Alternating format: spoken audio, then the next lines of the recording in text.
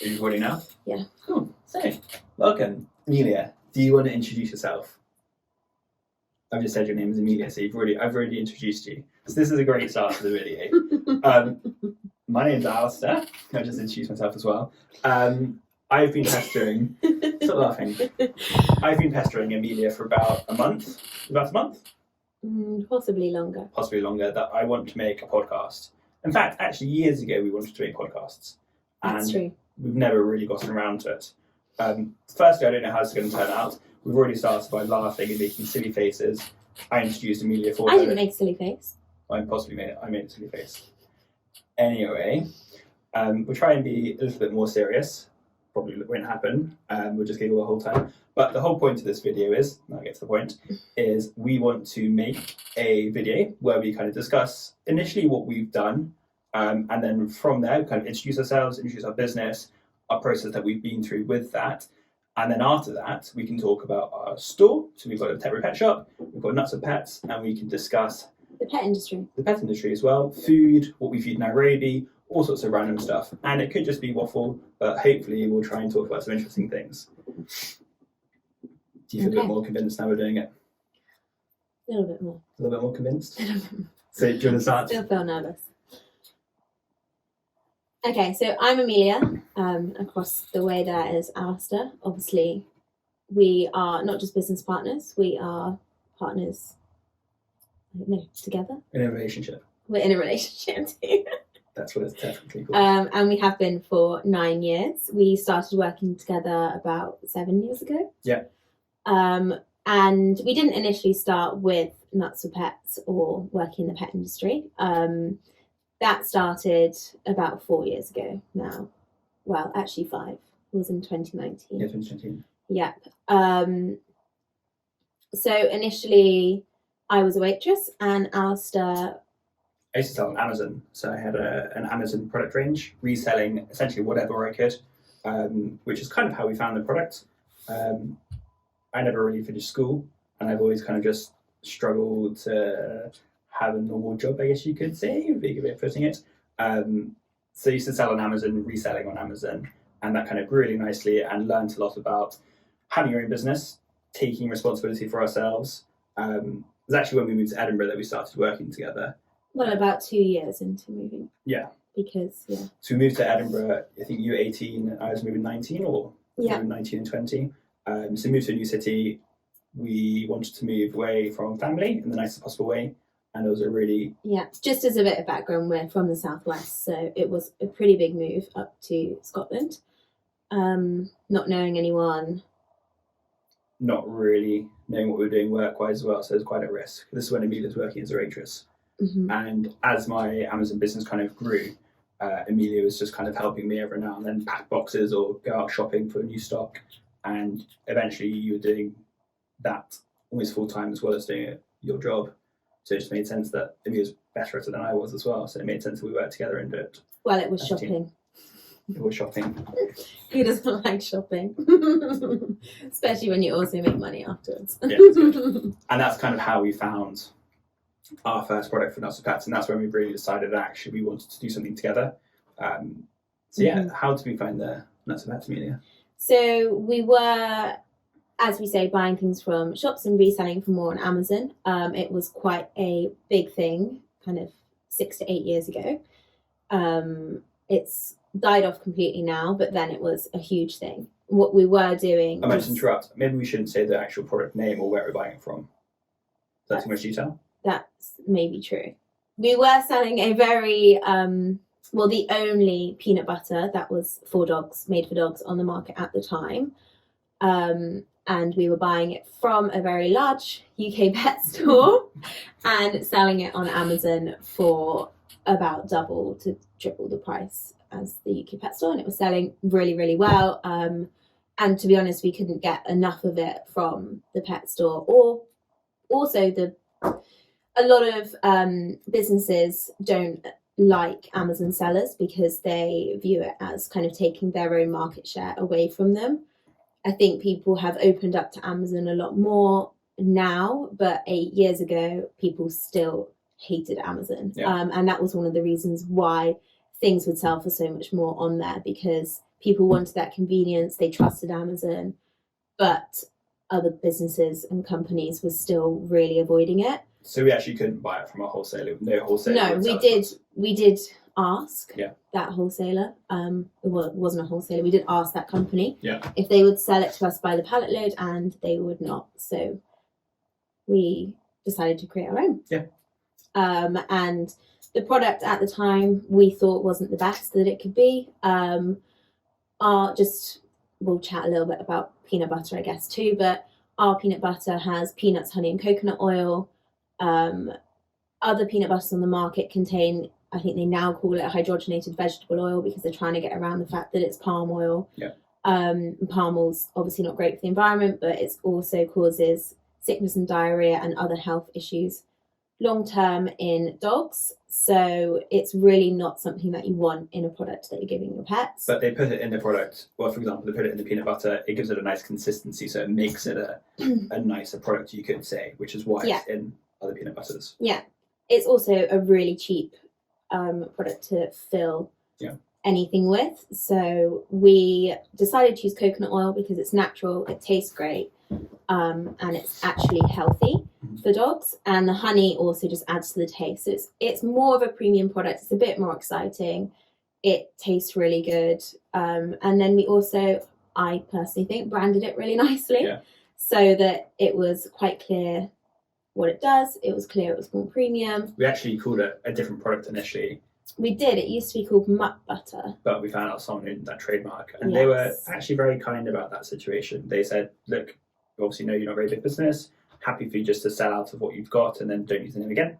So we didn't. Yeah, and I think our first initial order was 200 jars. They weren't even jars. They were, if you know our products at all, they were like our big one in a jar like this. It's like a yogurt pot. They were quite ugly. And also when our first order came, we ordered labels that were too big for the jar as well. So all of the labels were folded underneath. It really did not look as good. No.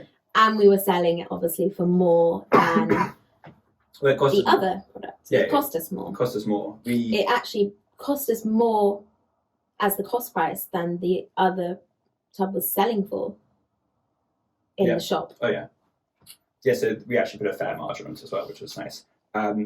But going into that as well, trying to find someone to make peanut butter, first of all, it seemed like a crazy thing. At the time, peanut butter for a dog wasn't really a thing. So we were messaging all these peanut butter companies that why do you want to make peanut butter for dogs? It was quite a strange idea. People were very confused by it. And also it was almost impossible to find someone. I mean, we were new to going to find a food supplier. It was so hard trying to find someone who would be able to help us as a small business produce enough that we could afford to buy firstly and just kind of test the market with it. So that was a real challenge. And creating that recipe for us as well, because we were adding honey and coconut oil, which isn't usually in peanut butter. So the big peanut butter manufacturers, they were like, well, we're not just going to create this for you and just do a small run if we don't even know it's going to work, or we're not buying, because they'd have to buy honey in bulk and coconut oil in bulk. That's a big cost for them. So it was a risk.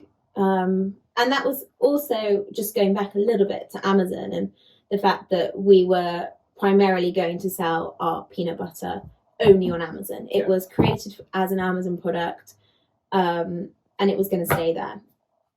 That was why we did it. It wasn't for selling to stores. Yeah, I mean, we had even no idea that we could sell it to that stores at that point. No, it was not on our radar at all. We were very much just Amazon-based sellers, and that's what we knew. That's all we knew really at the time. So, I mean, initially it went pretty well on Amazon. I think we sold out way quicker than even having stock for a month. I think it was. Yeah, it did. It sold out in a month, which we were really, really pleased about. And obviously creating an Amazon product listing and all of that stuff takes a lot of time. There are different things that you need to do with that. Lots of descriptions. You need reviews. So just so that people trust your product, because we're not selling it face to face. Yeah. So I think we had a couple of runs with that packaging, didn't we? So, and then we changed the jar.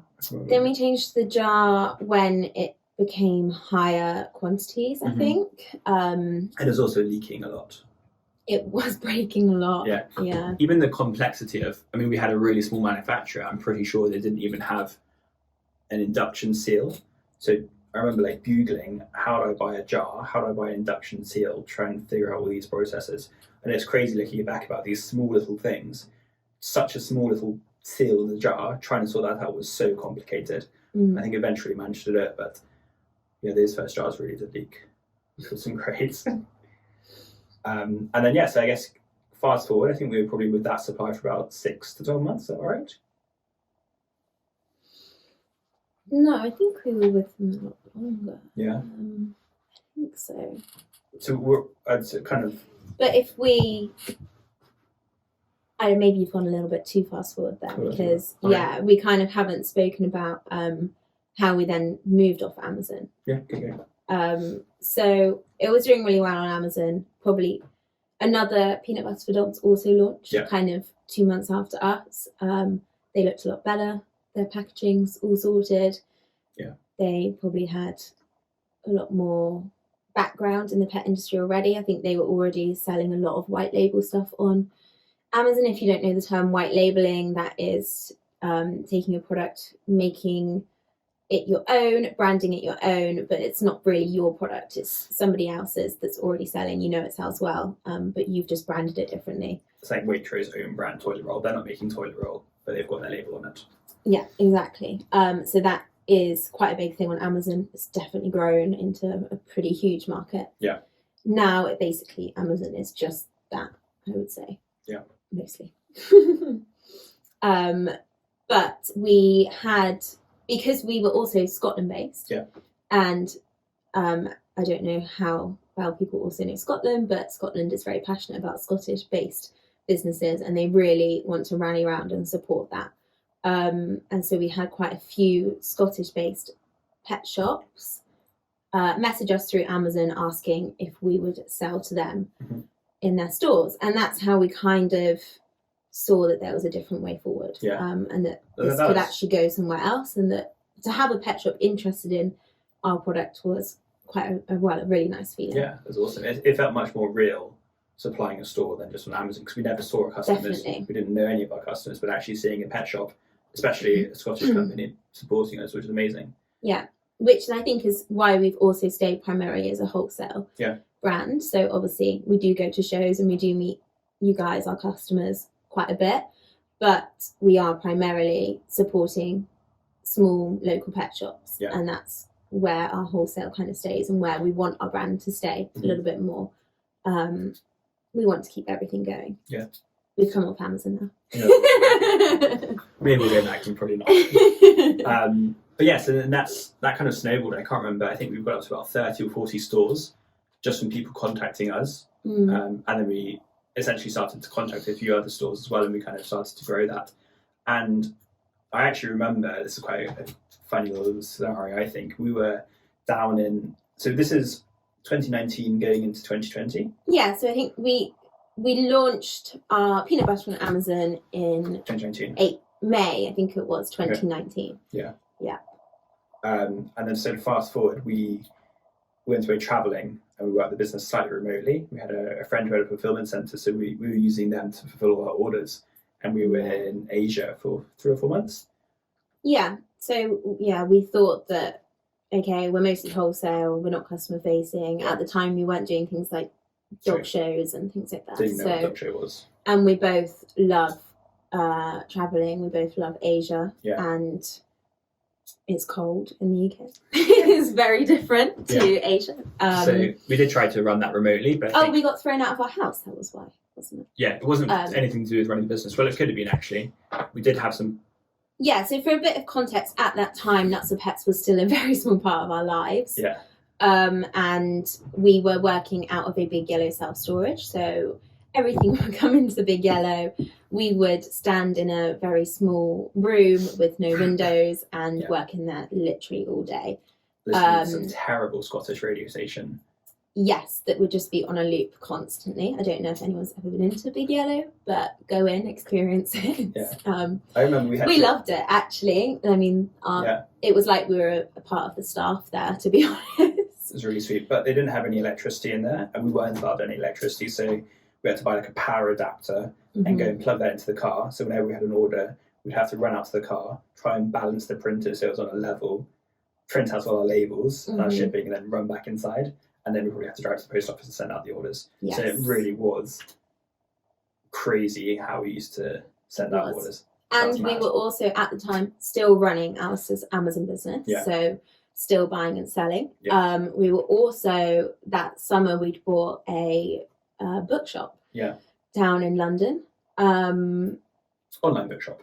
It was an online bookshop, but we'll put some pictures up of what it was like, because we had to clear out 50,000 books in 2 weeks. Yeah, so we moved to London. In Hayes in London, which to us was a very new experience. Yeah. And it was also up 2 flights of stairs, which no lift. It was really, really hard. I think we ended up creating slides down the stairs, boxing the books up and sliding boxes of books. We had somebody at each point to catch it, and we ended up with 18 pallets. 26 pallets. 26 pallets of books, which went up on a lorry. I'm trying to think how many boxes there were per pallet. And we took all that up to Edinburgh. I think like 50 boxes or more per pallet of books as well. Yeah. A crazy amount. It was a lot of books. So why do we buy a bookshop, Alastair? Why do we buy a bookshop? Because that's a bit of an odd thing to do. So as part of the reselling on Amazon, we used to resell books. So we'd go to charity shops, buy books. So scan books, resell them. We saw an opportunity to buy a bookshop, so buying a lot of books in bulk. And we just thought, why not? Books sell really well. It's something that doesn't go out of date. It can just sit there forever if it needs to. And that's why we bought the bookshop. They'll sit there forever. We had sold all the books now. We sold all the books, which was great. But yeah, that was a real experience of moving down to London. Yeah, and I guess we can tell you, maybe we can say how much we bought the bookshop for. I think it's like it's $5,000. Yeah. So like it wasn't a huge, book. it wasn't a huge outlay. And we also used to go to auctions a lot and buy big things of books which had actually been returned from Amazon damaged or not good enough, or got lost in the post. And quite often I'd buy a big job lot of books, and one of those books I could sell for, say, £200. So we were hoping that in buying 50,000 there would be a lot of those there. Yeah. It didn't quite work out as well as our expectations. It didn't, yeah, because they were all kind of fiction. I'm freezing. I need to put the heating on. You gonna do that? Yeah. Oh.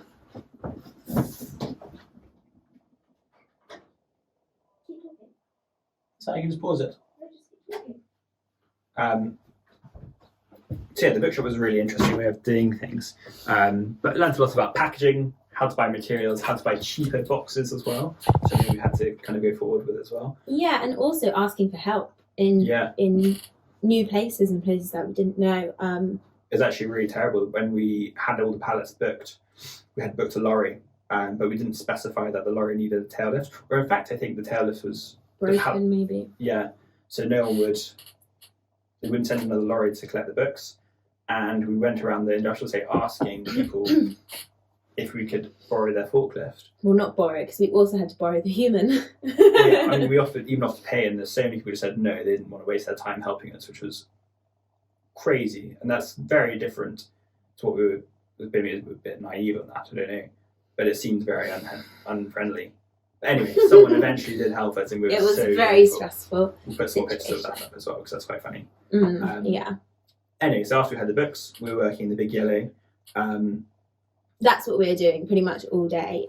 We had scanners that would instantly print labels, and we were scanning barcodes of books, and labels would print, and that was it was a bit weird, a bit crazy.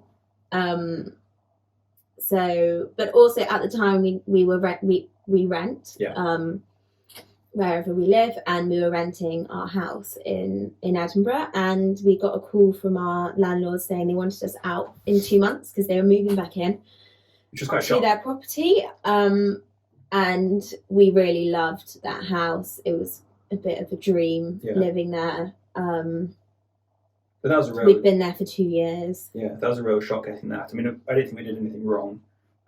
No, we hadn't done anything wrong. They just wanted to move back in. Yeah. We weren't bad people. They just wanted to live in their gorgeous house again, which was absolutely fine. But we got really upset, and then we just thought, do you know what? It's always a less. sign, yeah. Yeah. So where were we? I think. Oh, I've actually forgotten. I think we were at. We were travelling. Yeah, so we went travelling. So this is when we got kicked out of our house in the nicest possible way, and decided rather than, I guess, just doing the same thing over, let's try something new. Yeah, and at the time we thought. This was September 2019. Yeah. September 2019. We thought everything could easily work remotely. We had a friend who ran a fulfillment centre, so he was going to post everything out for us.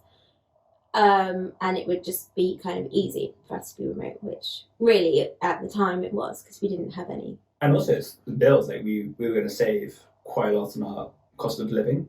We had high rent and had lots of bills that we were paying for, and it made sense to go and live somewhere nice, have less and be a bit more free essentially, and see if we could enjoy living whilst working remotely. Yeah, so we were away for a total of 3 months. Our first stop, we went to Bali for a month. Yeah. Because we just couldn't leave because we loved it so much. And it was going okay. Yeah, I think so. Where's the next place we went to? Malaysia? No, I think we spent more than a month in Bali. I think we went to the Gili Islands, went to a few islands there, and it was doing very well. It was very nice. Yeah, it was a really nice lifestyle. Yeah. It's pretty cheap to live in Asia, so that is definitely a bonus, much cheaper than Edinburgh was. Yeah. And mostly we were working fine, and that was all going okay. I think it was like month 2 when things started to go a bit wrong. Yeah. Orders to our stores kept being damaged. Yeah. And that was due to packing issues from the warehouse that was sending everything out. Yeah. So, for instance, peanut butters were being chucked in to a box without any packaging, or not in their case packs. Well, I didn't exploding. I don't think we had case packs at that point. I think everything just came in big boxes. Maybe. So it was just a big issue. Yeah. And because we were in a different time zone, a different country, the other side of the world, essentially. And using a fulfillment centre, we just didn't have any control. Yeah, we couldn't actually fix the issues that were happening. Mm-hmm. We also weren't on hand to just take a call and sort it out, because that would have cost silly amounts of money. It was still very early times, wasn't it? When that was not supposed to, still pretty early on there. But it was early on. Yeah. And what we didn't want was, we were so new that annoying our precious stores, it was upsetting for us, because they were like our bread and butter at the time. So anything that went wrong kind of directly affected the business in that sense. Also, we were small, we couldn't really afford to have breakages. No. So that element was really difficult, and then it was also really hard to get hold of really hard to get hold of our warehouse. Yeah. About the second month of Asia, and we were focusing more on nuts for pets. So focusing more on nuts for pets and transitioning from what we were doing before, because and trying to move more to wholesale, so selling a lot more to stores, shops, individuals, not so much on Amazon, because Amazon take a big cut. Our product is small, it's not got a huge margin. Amazon take about, it was a lot. It was also for you. So it was better for us to be off Amazon. And I think we also really just enjoyed the process of selling to stores. It felt more of a real business for me anyway. Yeah. Rather than just seeing numbers on a screen, like dealing with moving stock around and stuff. It's actually quite nice that stores were doing that, and it was nice to talk to them. We could give them more information. We created recipe cards to help them sell the product. It was a really fun process. But it was about month 2, and I think obviously we weren't doing what we were doing before, so we didn't have an income as such. Yeah. We were kind of using our savings to live off, and with things going wrong for nuts and pets, it got pretty stressful actually. It got very stressful. I especially take a lot of things to heart. I find it very difficult to separate myself from the business. So when somebody is upset about something, it really weighs on me. Mm-hmm. And that was happening so much. It felt really out of my control. So it was a really bad time. Being on the other side of the country, being on the other side of the world. Yeah. It was, you just felt really, really helpless, and like you couldn't do your much. Emotions were really, that was a real struggle for your emotions, I think. Yeah. And then we were in Kuala Lumpur in Malaysia, and we ran out of money. Mm-hmm. And we couldn't get out of Kuala Lumpur because we didn't have enough money for flights. I think we managed to pay for like 2 weeks of an Airbnb. So basically we had at least somewhere to stay, and luckily, like going. Food was like, it was like 50p per person for a meal, so it wasn't the other, and that was a good meal. Yeah. But that was a very stressful time, and at that point, I think I spent days going through Google Maps and looking for physical pet shops, and then pulling all that information either from their Facebook page or their website or just any information I could. What I wanted was their email address mostly. Yeah. Creating a spreadsheet and emailing all those stores to see if they wanted our peanut butter. Yeah. And most did. Yeah. Which is great. I can't remember how many I did. I should look at that spreadsheet actually and see. Yeah. But I don't know why I even did it through maps, but it just seemed like the best way to actually get an accurate reading. So I literally went by town in the UK. The big towns first, then went to the smaller towns. It was a lot of work actually. Yeah. And I think that's when we started to really, like, as people were, I mean, it was a new business, so we didn't really know what people would be reacting to it, but as people were really interested, as we kind of reached out to them, it was such a nice feeling, and we kind of realised, oh God, like, maybe we need to be closer. I think at that point we kind of realised with the direction that it's going, we did probably need to come back here, as good and bad as that was. I mean, also, when you're stuck in a country which you don't really understand, and you've run out of money. Where we were in Malaysia, obviously we had no money, so we couldn't do anything. We had a place to stay, which was quite, actually, was it a nice apartment? We picked a nice apartment just to help make ourselves feel better. We were literally walking distance to the two towers, what are they called? Petronas House? Yeah. So which was amazing. Yeah, and anyway, we were kind of thinking at that point that we were obviously stuck there, which was sad. Business was going wrong, orders were going wrong, and it was still growing so well. So we were getting loads of demand. People were really loving our product. We were then messing up all our first orders, which were terrible from our point of view.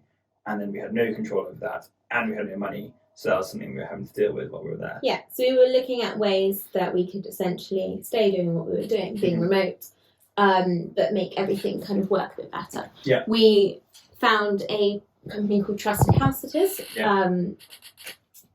We both love pets. Yeah. We're relatively comfortable being in new situations. Yeah. So we thought we'll join Trusted House Sitters. You pay at the time I think it was £80 a year to be part of it, and then you offer yourselves up to look after people's pets. Yeah. So you get accommodation for free. You get accommodation for free. Yeah, essentially. So that was going to work well for us, and I think we'd already agreed at the time to do one in Singapore. Yeah. For 3 weeks over Christmas and New Year of 2019. So we couldn't kind of just up and leave Malaysia and go home. We couldn't go home anyway because we didn't have enough money. We didn't have tickets to get home. Yeah. Which is obviously not cheap. Coming back to the UK, so yeah, we were just trying to get ourselves through that period, which we did really well with because we did have stock to sell and we managed to sell it too. And people were interested as well. Yeah, and we were kind of coming in, I think it was November, December time. So we were coming into that kind of Christmas period where people are buying more anyway. So I think Amazon was doing okay for that time. Yeah, our books were still selling. So we did have things selling, but it was just tough 2 weeks. Yeah, it was a challenge. And then we spent a month in Singapore? Well, it was 3 weeks in Singapore. I don't know if anyone's ever looked at going to Singapore or has been to Singapore, but it's really fucking expensive. Like, every aspect of it is expensive when you're there. So accommodation is silly, which obviously you don't have to pay for. Yeah. But eating out was expensive. The horse more- stands. Yeah, if you're willing to eat Street food. which we are, it can be really cheap and fine. But if you're not, like, It's very expensive. Like, it's very like, expensive. It can be a really expensive city, or I think it can be a really cheap city. Like getting around, I think it was like 20 to 50p for a tube ride. Yeah, and it was really clean and a great place to go. But a beer, for example, costs $16. Yeah. So we didn't really drink any beer.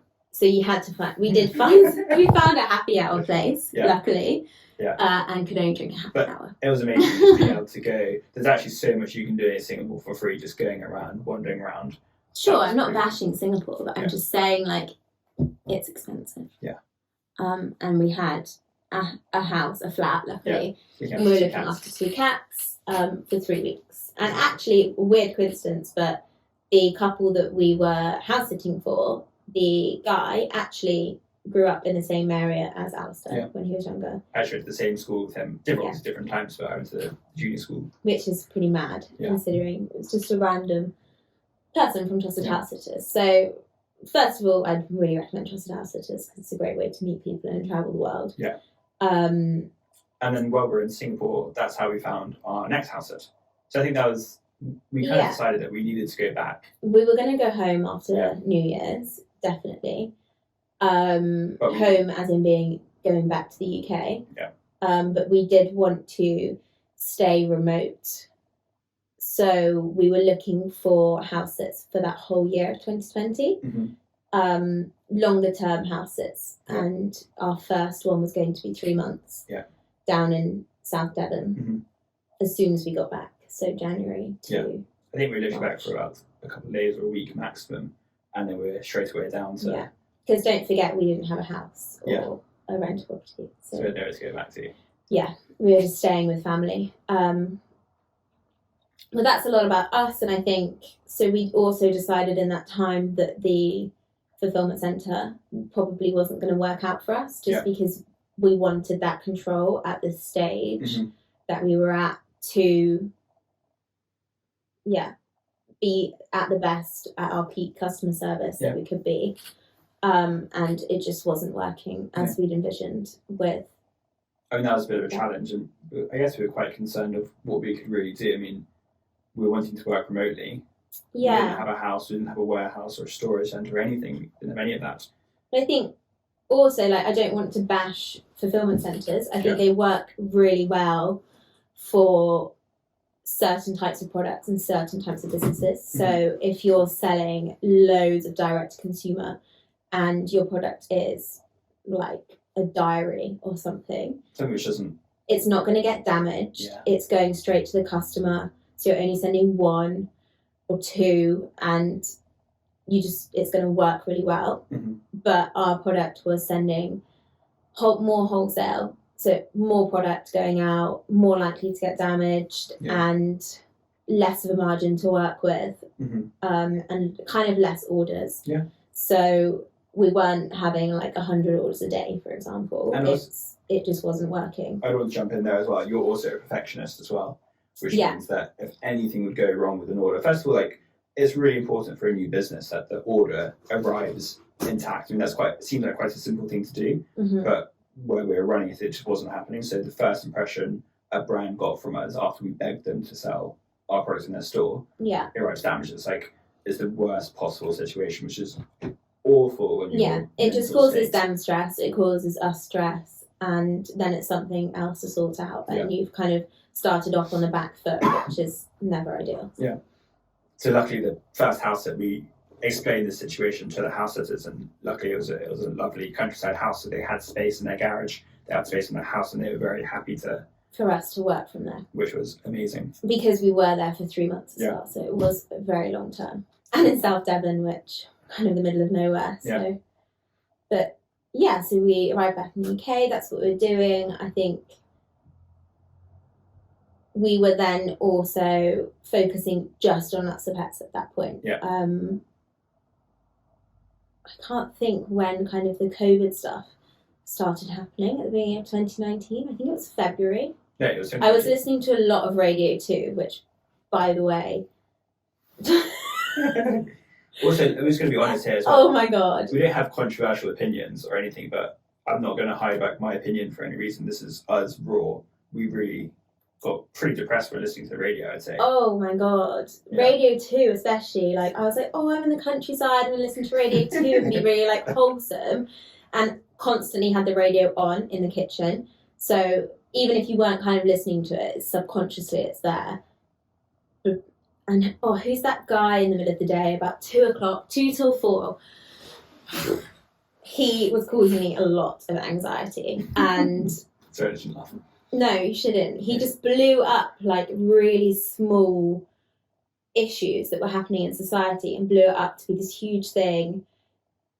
And yeah, he just, wow, I think there should be some kind of reprimand for Radio 2 on this, because it really affects people's mental health. Yeah. Like, it really affected me. I can't be the only person that this affects. Like, it's an issue for sure. Yeah, it's a lot. And being in the middle of nowhere, you're not in the city like we were used to being. Yeah. So you think, oh my god, like, is everybody really like getting stabbed constantly in the city? I think that that's just a random point, but yeah, Radio 2, bad, boo. Do not listen to it, even subconsciously. And actually, I continued. I think even when we moved back to Edinburgh, so we're going for like 6 months. I only kind of realised how much it was affecting me 6 months in. Yeah. It wasn't in Devon as such, but yeah. That was a lot. Yeah.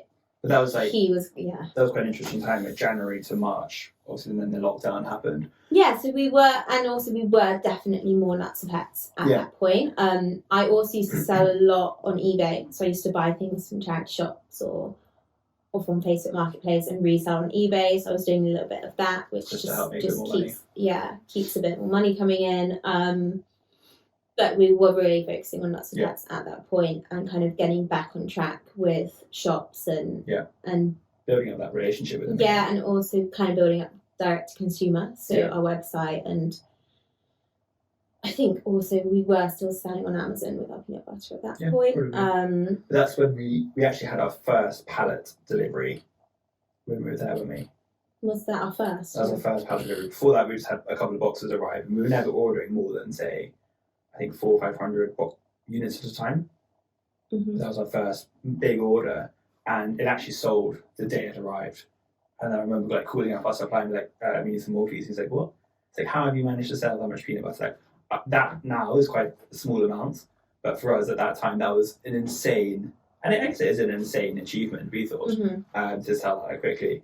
And I think this is quite a funny point, but at that time, if there was a store nearby, we would go and drive and deliver that order. We thought it was really important to go meet the store, for them to meet us. Yeah. And for context, nearby is within 2 hours, one way. Yeah. we enjoy driving, and yeah, that was fine. Yeah. So we have a lot of time. We delivered a store in Newquay, and I remember there being this lorry. So we went and met I think it was a lady there. I can't remember the name of the store, but it was a lovely lady there. We delivered the peanut butter. Obviously, very happy that we delivered it. We were able to explain a bit about it, some cool selling points, why we created the brand, and it was nice to meet us rather than just being a delivery driver. I hope. Maybe it wasn't. Maybe it was nice to meet a delivery driver. I don't know. But at that time, I remember seeing a lorry and it said Best Pets on it, and I thought, oh, that sounds quite cool. So I took a picture of it to research later, and it was a wholesaler. And I think, jump ahead a little bit, like a year later, they actually messaged us, but we'll get onto that another point. Yeah, later that year, actually. Yeah. Well, maybe even the summer of that year. I can't remember exactly. But I think we messaged them. No. Oh, he came to us. He came to us, and I had no idea who it was, but then I eventually clicked it was the picture of the lorry I've taken a picture of. Yeah, so I guess that's manifestation in some form. But yeah, so that was a concern as well. So as like going through February, I think we were pretty happy. It was so nice to be in the countryside, away from distractions. We weren't having to spend any money to live because we were living rent free. We were looking after 2 of the scruffiest, sweetest little border terriers. Yeah, and a very old cat. Yeah, and Amelia made friends. And 1 chicken. What was chicken called? Mrs. Black, and my last name's Black, so we were very good friends. You made friends with chicken. Yeah, chicken she laid eggs for me. And the chicken came inside. Yes. Which I didn't think. And she was best friends with the cat and the dog. Yeah. But I think actually They were very cute. I don't know how the owners of the house felt about the chicken coming inside, because that never happened before. No, I really like chickens, and I see them more as pets than anything else. I mean, I'm not a vegetarian actually, but I wouldn't eat her because she was my friend. But she was living alone in her coop, so I just felt a bit bad that she was constantly by herself. And yeah, she would come in and cuddle the dog. She would come in and cuddle the cat, and she'd come in and cuddle me. Yeah. But that was such a wholesome experience being there, and we were so lucky together actually. Yeah, we really enjoyed it, and obviously we intended to continue house sitting for the rest of that year. We had places set up. I was just going how I made it fine. Okay. We had places set up for the whole of 2020. Yeah. But obviously in March 2020 the first lockdown was coming in. Yeah. And actually the people whose house we were in, they were in South Africa. Yeah. And it was a little bit of a worry whether they were even going to be able to get back, because there was one flight coming out and they were so worried that they wouldn't be able to get on it. I think that was the last flight that went actually. Yeah. So if they weren't able to get that, we would have been stuck there, which wasn't so bad. It was definitely something we were willing to do because we didn't have anywhere to go anyway. Because obviously going into lockdown, you can't then go and just get a rental property either. Yeah. It was like pretty serious. It was a challenge. So yeah, they got back and we actually moved back up to Scotland because that's where your mum was at the time. Yeah. So we were up there for about a month, which was a fun time, you could say, in one way. But it was so nice that we firstly had somewhere to go. It was an interesting time. I think quite an emotional challenge. Obviously, you move out of home and then you go back living with a parent, which we were luckily able to do. And it was during a lockdown, so... I don't think we need to go too much into that. I think people can probably imagine what that situation was like for themselves, and the same for us as well, I think. Yeah. Well, also, it was the first lockdown, so nobody knew what to do. No. Nobody knew what was going to happen. It was, an odd time. But we did manage to get another flat in Edinburgh, so we were planning to move back to Edinburgh, which we did. Yeah. In April. Yeah, we've kind of gone very deep into us. Yeah.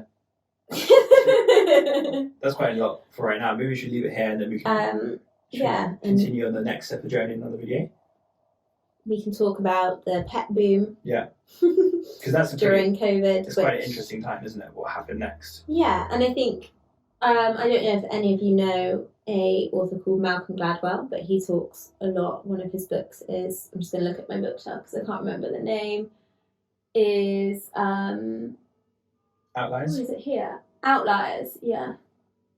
It's actually not on my shelf. I must have lent it to someone. But yeah, Outliers by Malcolm Gladwell talks a lot about the kind of person that you are, but then also the luck that happens to bring the business to fruition. Yeah. It's a great book. If nobody's read it, you should definitely read it, especially if you're a business person, because it's a really interesting look and take on which industry you go into and all the things that have to fall into place to make that happen. I think as bad and as horrible as COVID was for everybody, it was great for the pet industry. Yeah. And that is an interesting twist of luck. Yeah. Essentially. Yeah. Well, let's cover that in the next video. So I think we can talk about how we then really double down what we're doing. Yeah. And how we grew Nuts for Pets from a couple of stores. Yeah. Maybe I think it's 40 stores. And then we can talk about how... Our new wholesaler. All of that stuff. And being back in Edinburgh and blah, what it's blah, like blah. living in that time as well. Yeah. And apologies if you can hear the church bells, because we live directly opposite a church that dings its bells every 30 minutes. It's quite nice. We know the time. Yeah. We've learned to love it, but holy crap. It's really going for it at 3 o'clock in the afternoon. Oh, it's a little fun. Every 3 hours, I think it is a song. You can enjoy this with us. Anyway, I think let's leave this here for now. Hopefully, you've enjoyed listening to us. We haven't rambled on too much. I think we have. I think it's just it's nice. It's actually really nice being able to talk Yeah, through we again don't this year. actually talk about this kind of stuff very much. We're No. very focused on the future and the present, Yeah. and don't really look into the past. So, Yeah. Well, it's not all going to be past. We will talk about the future in the future. sure. Right. We'll leave it there. We'll see you next week. Hopefully we make another video. That's the plan. No, we'll see you next week. We'll see you next week. Bye.